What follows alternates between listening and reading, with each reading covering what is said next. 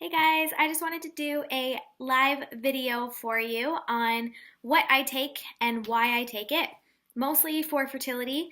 As I'm grabbing all my stuff, it seems like a lot, but as a nutritionist, I've read a lot about this stuff. I know working in a health food store, I know what stuff to take, so I'm not just taking everything just because. I just wanted to share with you a little bit about why I take what I do for fertility. And just know that this does change. My routine does change. There's a few things that I have added in the last little while. I get my blood work done monthly for progesterone and estrogen.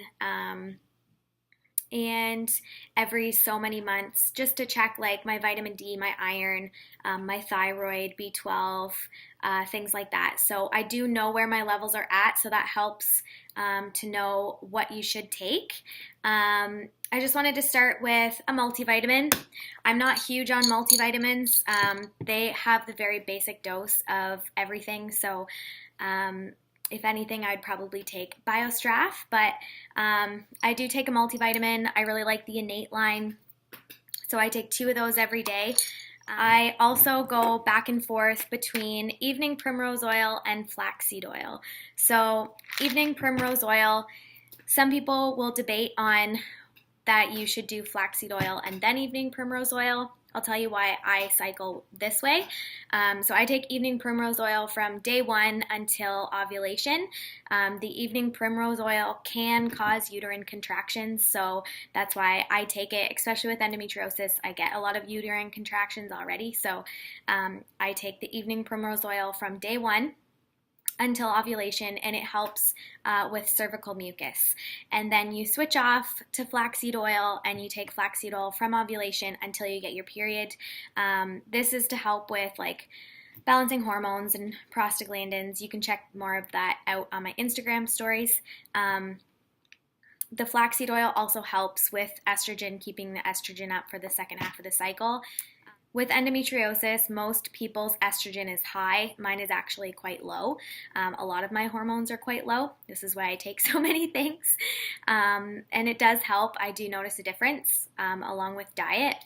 So I take magnesium. I take magnesium all the time. All the time. It's the one thing that I seriously don't think I could live without. I notice a huge difference in taking magnesium all the time, and if I don't, I definitely get muscle cramps and all sorts of stuff. So I take my magnesium all the time.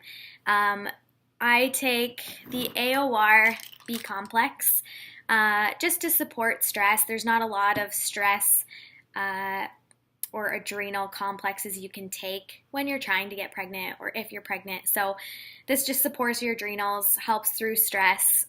If you take this brand, they actually have, if you take 3 a day, you actually are getting 1,000 micrograms of B12 every day, which I need to take anyways. So I just take it this way, and then I don't have to worry about a B12 separately. I take a probiotic. My probiotics change. I switch it up. This is the one I'm currently taking. I seriously think probiotics are more important than a multivitamin.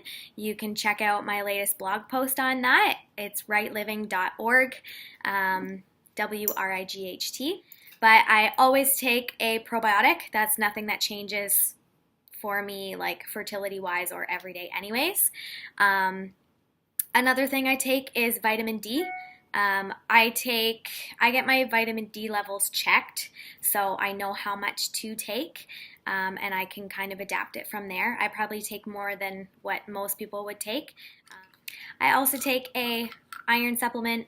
My iron supplements change from time to time. Sometimes I just take a liquid. Heme iron is one of the most highly absorbed forms of iron that you can get, so that's something that I like to take all the time because my levels are quite low, and I do notice a difference in my energy and feeling tired without it. Another thing I take all the time is NAC. So this I take, it's good for reducing testosterone. It's good for reducing insulin. It works on the liver. It helps your liver to produce glutathione, which is good for detoxing and things like that. It's really good for PCOS. And although I don't necessarily have PCOS, I have done months of Femera.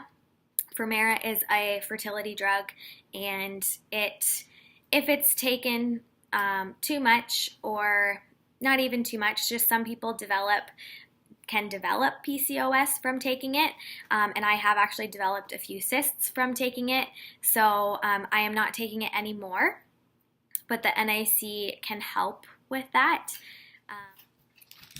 Another thing that I like to take is red raspberry.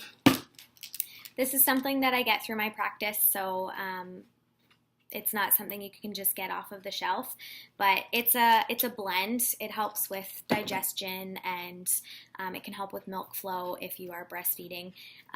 But red raspberry is good for increasing the blood to the uterus. It helps the endometrial lining thicken as well. There is a lot of controversy on whether you should take it in your first and second trimester or only in your third.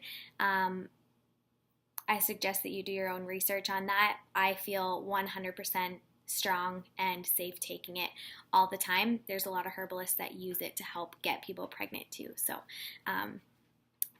another thing that these two things I have added in actually together just in the last little while, just because my estrogen is not where it could be.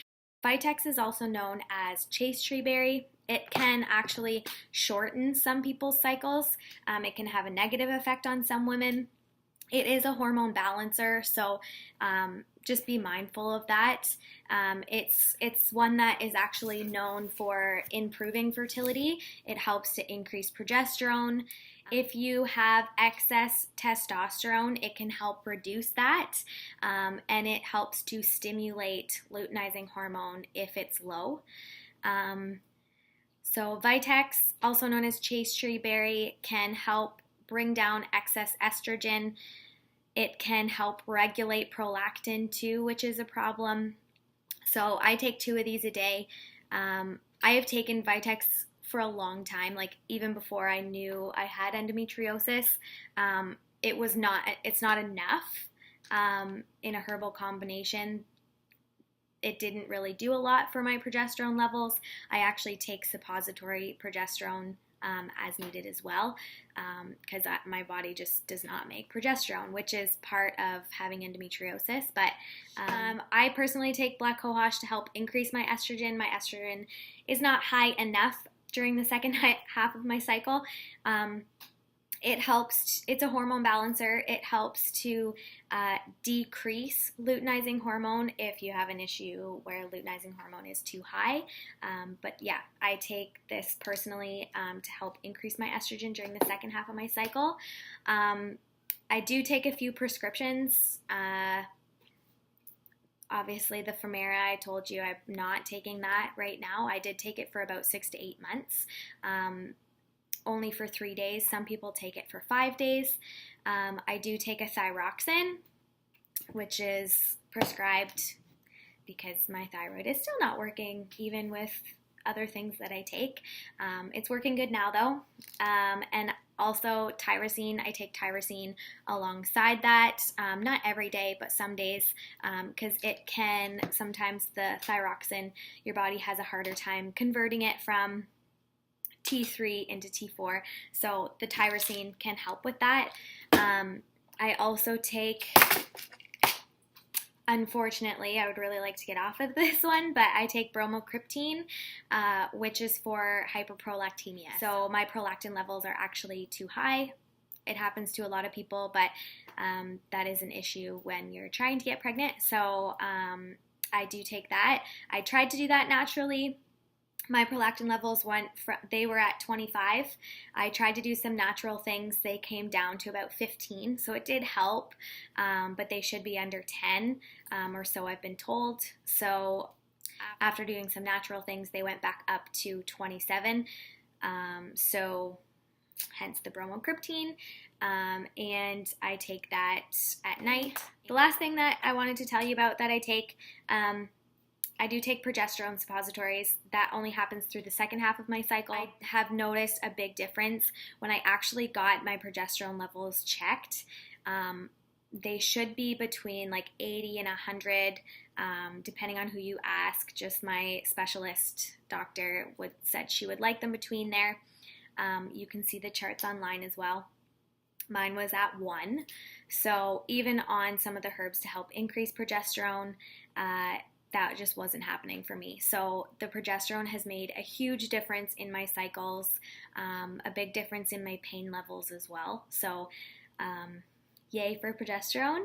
And the last one I wanted to tell you about was LDN. That's not something that is prescribed by a lot of doctors. A lot of, honestly, when I was going to have my surgery, a lot of doctors didn't even know about it. The nurses were like, I don't know if you should take that. I don't even know what that is.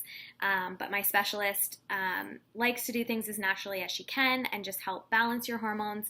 And she put me on it, low dose naltrexone. You can do some research on it, or you can ask me for some info on it, but it's supposed to help with endometriosis and similar diseases. There's links between it helping with people who have a lot of spotting before their cycles, helping with infertility and endometriosis, with just endometriosis on its own. You can do your own research on that too, and don't be afraid to ask questions. If you have any questions for me on my lot of supplements, let me know. I do want to say that don't just take everything just because you know that they're good. Because I have muscle testing because I do muscle testing myself, I can actually muscle test myself to make sure that I should be taking these things. You don't want to overburden your liver, because your liver is what helps to balance a lot of your hormones and stuff too, right? So you don't want to overdo anything, and just be mindful, do your own research, ask questions. I hope that this helps you a little bit, and if you have any questions that you'd like me to answer or other videos you'd like me to do, just let me know, and I would love to do that for you. Thanks for listening.